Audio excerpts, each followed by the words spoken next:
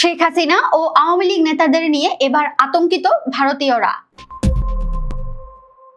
Fascist Hasina ২৪-এর গণ অভ্যুত্থানে চোরের মতো লেজ গুটিয়ে ভারতে পালিয়ে গেলে তার পিছু পিছু নিষিদ্ধ আওয়ামী লীগের সাবেক সংসদ সদস্য, মন্ত্রী, এমনকি প্রভাবশালী নেতারাও পালিয়ে আশ্রয় নেয় সেই দাদাবাবুদের দেশেই। কট্টর ইসলাম বিদ্বেষী ভারতীয় প্রধানমন্ত্রী নরেন্দ্র মোদীও তাদের সাদরে গ্রহণ করে নেয়। ভারতীয় প্রধানমন্ত্রী তাদের জামাই আদরে রাখলেও দেশটির সাধারণ নাগরিকেরা অনেকটাই আতঙ্কিত, ভীত, সন্ত্রস্ত নিষিদ্ধ আওয়ামী লীগের গণহত্যাকারী এসব নেতাদের ভারতে অবস্থান নিয়ে।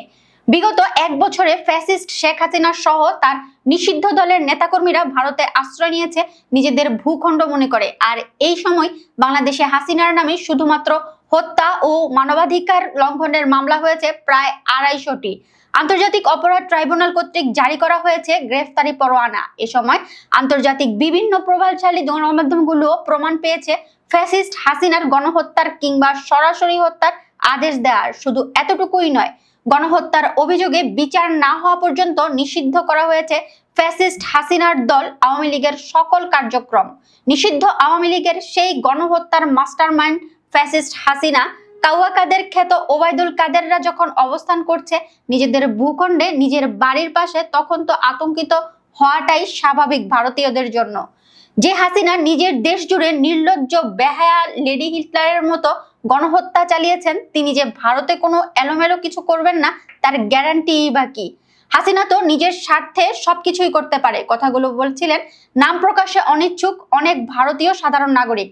এদিকে আওয়ামী লীগের গোপন কিছু সূত্রে দেওয়া তথ্য মতে নিষিদ্ধ দলটির সাবেক অন্তত ৭০ জন সংসদ সদস্য, বিভিন্ন জেলার সভাপতি, সম্পাদক, উপজেলা পরিষদের চেয়ারম্যান, মেয়র সহ শীর্ষ নেতৃত্বের প্রায় ২০০ জন ভারতের কলকাতা ও এর সংলগ্ন অঞ্চলে থাকছেন। এদের কেউ সপরিবারে থাকেন, আবার কোথাও একসঙ্গে এক একজন মিলেও একটা ফ্ল্যাট ভাড়া নিয়েছেন। কারো পরিবার মাঝে মাঝে বাংলাদেশ থেকে এসেও কিছুদিন কাটিয়ে যান সেখানে।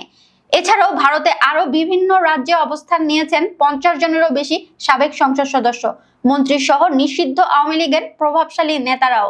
মূলত এই বিষয়টি আরো আতঙ্কিত করে তুলেছে ভারতীয়দের। নিজেদের নাকের ডগায় যখন ঘুরে বেড়াচ্ছে প্রায় ১৫০০ ছাত্র জনতাকে হত্যা করা নিষিদ্ধ আওয়ামী লীগের গণহত্যাকারী সব মানুষরূপী নরপিচাসরা, তখন তো উদ্বেগ জানানোই স্বাভাবিক। ভারতের অন্যতম শহর কলকাতা কিংবা রাজধানী দিল্লি, কোথাও যেন এখন আর শান্তি নেই। ফ্যাসিস্ট হাসিনার আতঙ্কে এখন আতঙ্কিত ভারতীয়রা। উল্লেখ্য, ভারতের সংসদ সদস্য আসাদুদ্দিন ওয়াইসি বলেছেন, সরকার সত্যি সত্যিই যদি অবৈধ বাংলাদেশিদের ফেরত পাঠাতে আগ্রহী হয় তাহলে এখনই শেখ হাসিনাকে ফেরত পাঠানো হোক, তাকে দিয়েই শুরু হোক এ অভিযান। আসাদুদ্দিন ওয়াইসি দ্য ইন্ডিয়ান এক্সপ্রেসের আইডিয়া এক্সচেঞ্জ অনুষ্ঠানে একথা বলেন। ওয়াইসি বলেন, সাবেক প্রধানমন্ত্রী শেখ হাসিনা কেন এ দেশে রয়েছেন? তিনিও তো বাংলাদেশি, তাই না? তাকেও ফেরত পাঠানো হোক। ওয়াইসি এ প্রসঙ্গে বিজেপি সরকারের সমালোচনা করে বলেন, দেশকে অনুপ্রবেশকারী মুক্ত করতে হলে শেখ হাসিনাকে দিয়েই শুরু করা উচিত। আমরা কেন বাংলাদেশের ক্ষমতাচ্যুত প্রধানমন্ত্রীকে দেশে রেখেছি? তিনিও তো বাংলাদেশি, তাকে ফেরত পাঠানো হোক।